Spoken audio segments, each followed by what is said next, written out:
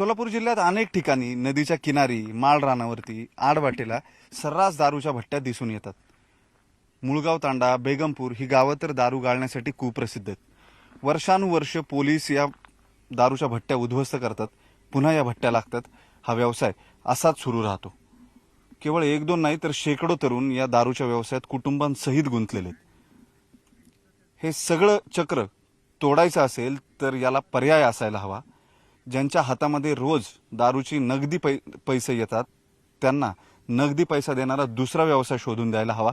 अशा अनेक गोष्टींचा विचार करून या तरुणांना मुख्य प्रवाहात आणण्यासाठी सुरू झाले सोलापूर पोलिसांचं ऑपरेशन परिवर्तन. पश्चिम महाराष्ट्रातलं सोलापूर जिल्ह्यातलं एक असं गाव जिथं एकटा दुकटा पोलीस कारवाई करायला धजावत नाही. खरं तर माजी केंद्रीय गृहमंत्र्यांचा जिल्हा म्हणून सोलापूरची ओळख आहे. मात्र या गावात पोलिसांना किमान 50 हत्यारबंद तुकडीसह जावं लागतं. त्यामागचं कारणही तसंच आहे. झारखंड राज्यातल्या जमतारासारख्या गावाप्रमाणेच इथली परिस्थिती आहे. कारण या गावातील एक दोघं जण नाही तर संपूर्ण गाव अवैध धंद्यात अडकलेलं आहे.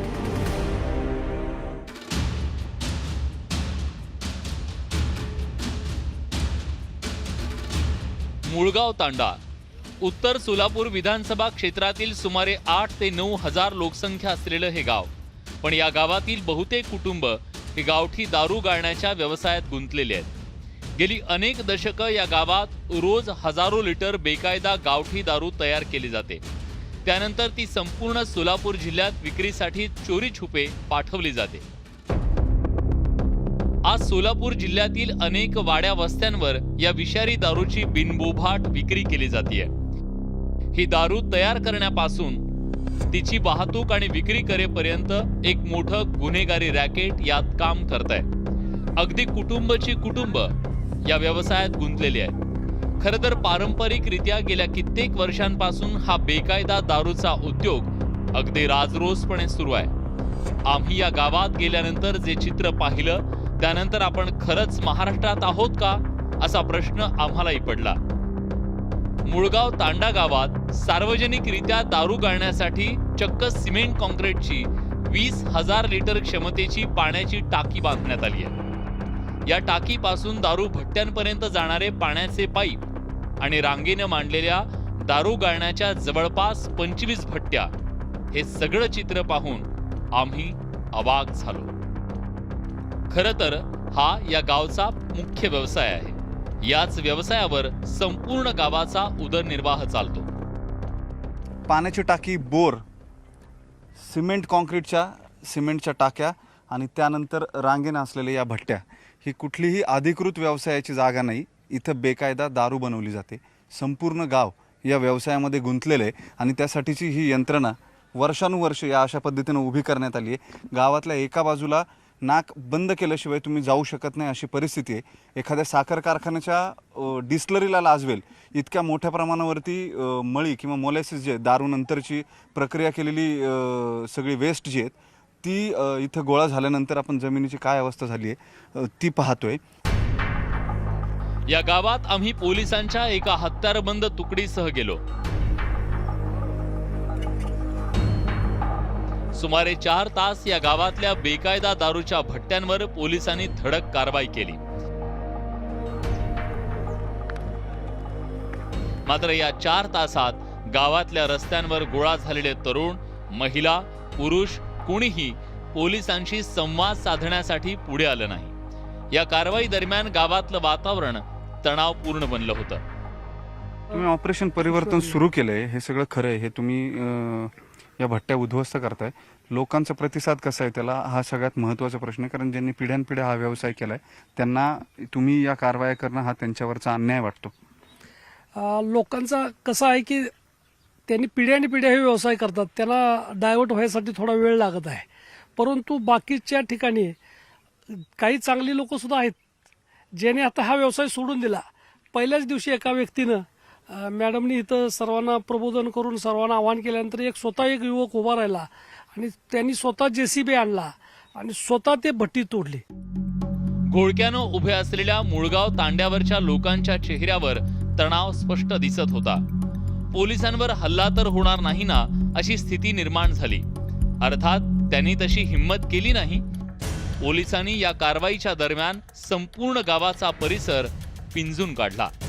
गावालगत आडवाटा आणि बाभळीच्या गर्द झुडपांमध्ये गेल्यावर इथल्या अवैध दारू व्यवसायाचं चित्र आणखी स्पष्ट झालं.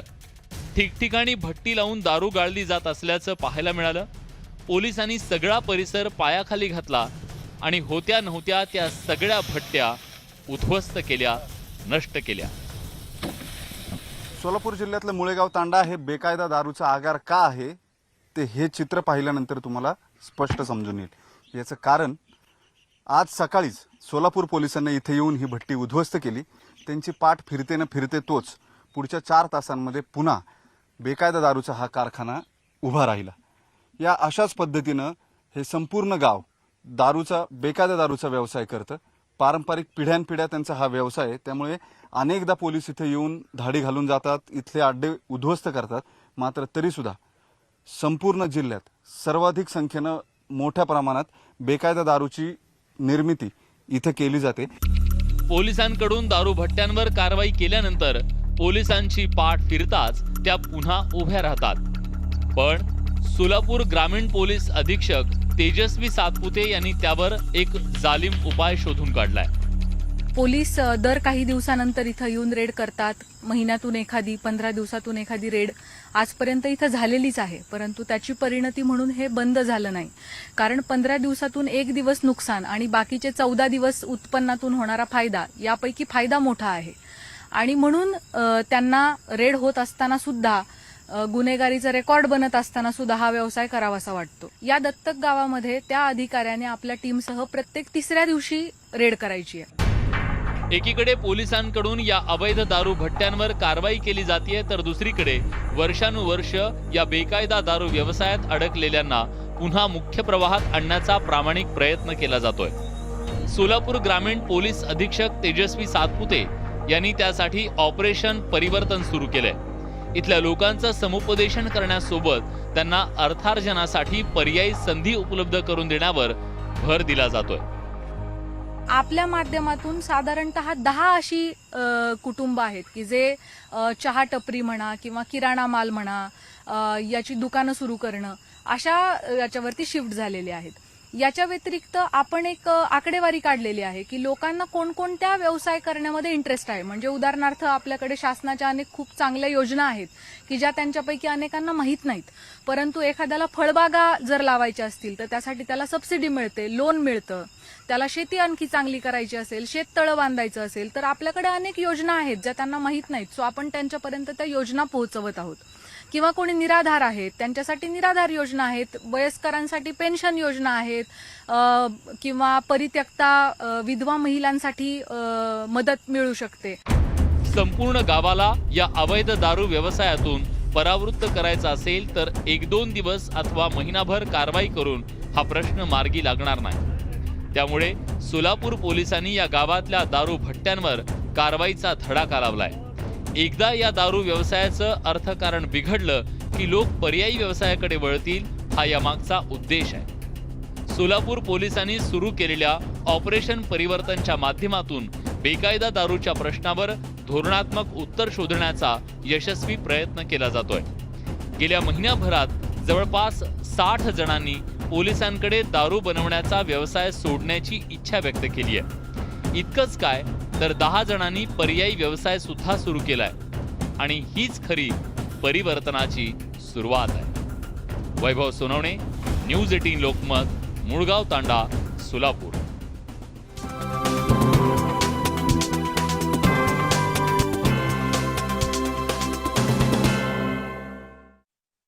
मुळगाव तांडा सोलापूर जिल्ह्यातलं अवैध दारूचं हे आगार, या गावाचं नाव दारूच्या निर्मितीसाठी, बेकायदा हातभट्टीच्या निर्मितीसाठी खूप प्रसिद्ध आहे.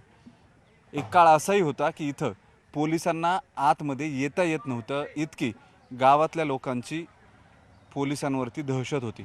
मात्र आता गेले काही दिवस पोलिसांनी जी मोहीम सुरू केली आहे ऑपरेशन परिवर्तन अंतर्गत, सोलापूरमधल्या या मुळगाव तांड्यात जेवढ्या भट्ट्या आहेत या सगळ्या भट्ट्या रोज उद्ध्वस्त केल्या जात आहेत. इथले स्थानिक पोलिसांच्या येण्यानं रोज भट्ट्या उद्ध्वस्त होण्यानं वैतागून गेलेत. या सगळ्या परिस्थितीमध्ये आता त्यांचं नेमकं काय म्हणणं आहे, कसा आहे हा मुळगाव तांडा, या सगळ्याचा एक छोटासा आढावा आपण घेऊ.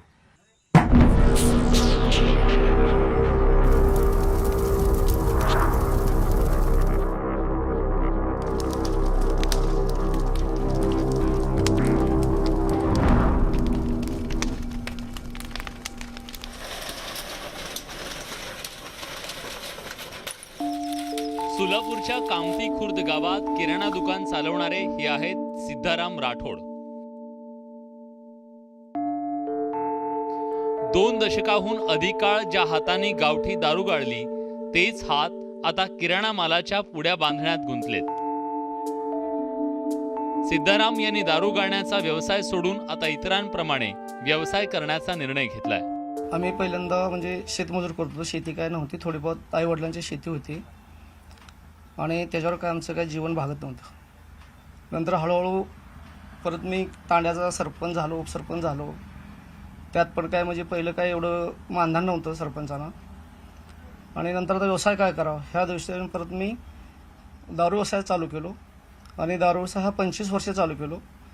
नंतर मला असं वाटायला लागलं की माझ्या मनाला का हा दारूधंदा बंद करावा आणि दुसरा कुठला तरी व्यवसाय आपण चालू करावा.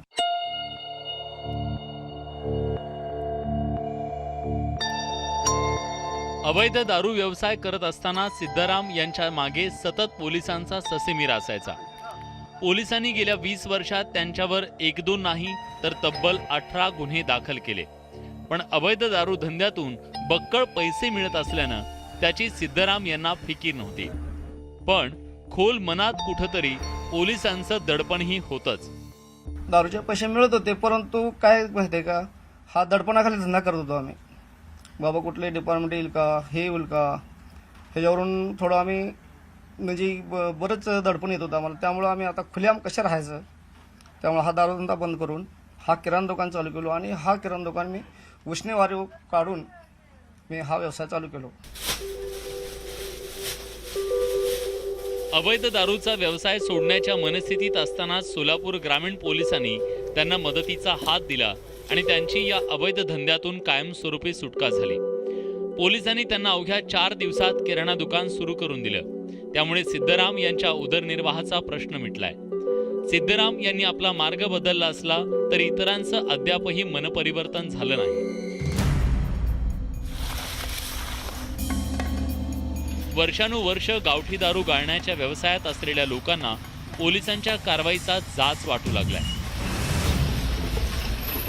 मात्र पर्यायी व्यवसायाची संधी उपलब्ध करून दिल्यानं अनेकांनी हा बदल स्वीकारलाही. ते भट्ट्यावर राग येणं. आता सध्या आम्ही दारू अशी आहे, आमच्याकडं गुळापासून दारू विकली जाते.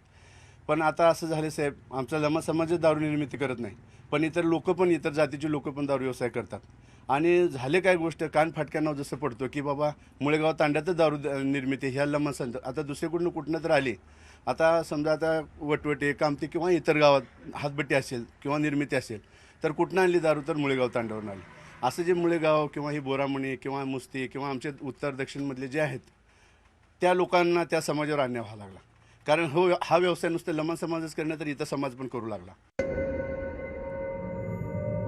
सिद्धाराम यांच्याप्रमाणेच वयाची 75 ओलांडलेल्या चंद्रभागाबाईंची कहाणी आहे. उतरत्या वयात त्यांना सांभाळणारं कुणी नाही, उलट एका नातीच्या पालन पोषणाची जबाबदारी त्यांच्यावर आहे. त्यामुळे आपल्याला नाईलाजानं दारू विक्रीचा व्यवसाय करावा लागत असल्याचं चंद्रभागाबाईंनी सांगितलं. मात्र पोलिसांच्या समुपदेशनामुळे त्यांचंही मतपरिवर्तन झालंय. किती वर्षापासून दारू विकतात? दारू 5-6 वर्ष झालं. किती पैसे मिळतात?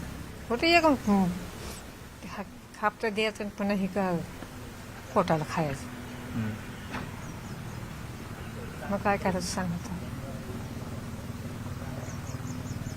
आता तुम्हाला पोलीस म्हणतात करू नका का आता काही नको मला जायचं खुरपायला बाय वगैरे कमावायचं. मग काय करायचं आता. आणायच्या कुठून दारू? दारू कुठल्या आता नको मला कशाला लिखायचं. नाही, आधी कुठनं आणायच्या? ते आधी कुठनं तर आणून टाकत त्याला मनाचं.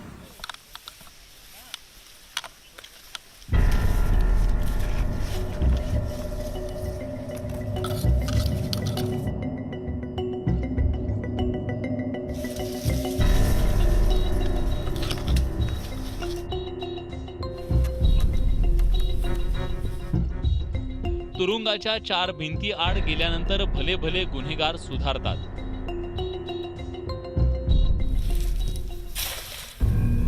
अवैध दारू व्यवसायात अडकलेल्या दत्ता भोईंच्या बाबतीतही तेच घडलंय. 17 दिवस तुरुंगात काढल्यानंतर दत्तानं कानाला खडा लावलाय. परिवर्तन कारण हे आता नवीन कायद्यामुळे सगळं ह्याच्यामध्ये सगळं कायद्याची बदल झाले आणि मला आत 17 दिवस आत ठेवलं, त्यामुळं माझं सगळं परिवर्तन बदलून गेलं. काय पण झालं काय? झालं कारण कसं, जेल मला कैदेत पहिल्यापासून मी बघितलंच नाही. जेलामध्ये कारण माणूस किंवा बाहेरचं हवामान किंवा ऊन पाऊस काहीच कळत नव्हतं. त्यामुळं माणसं काय तिथं आत कैदी म्हणायची की तू सुटतच नाही, तुझं हे होतंय, म्हणून माझं मन सगळं बदलून गेलं. खरं तर मासेमारी हा दत्ताचा पारंपरिक व्यवसाय.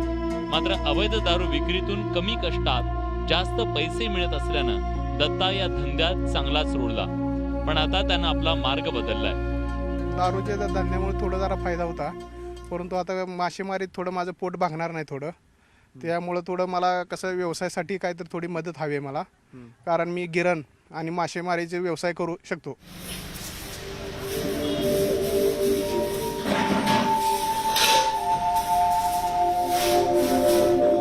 कुणी मासेमारी सुरू केली आहे तर कुणी खवा तयार करण्याचा व्यवसाय सुरू करण्याच्या तयारीत आहे. काही झालं तरी आम्ही आता दारूधंदा करणार नाही.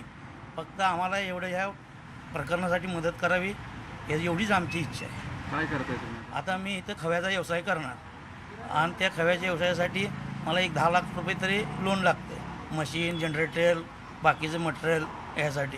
म्हणजे आपले काय अण्णाभाऊंसाठी पाटीलचं आहे मराठीसाठी अनुदान, ते फक्त बँकेनं आम्हाला द्यावं.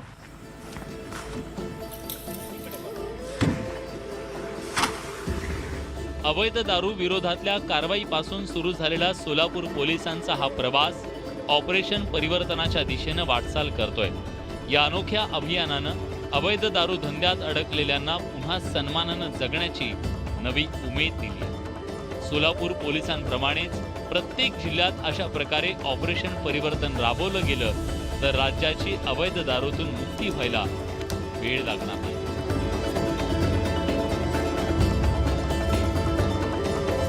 व्हिडिओ जर्नलिस्ट सचिन हंचाटे सह वैभव सोनवणे, न्यूज 18 लोकमत, सोलापूर.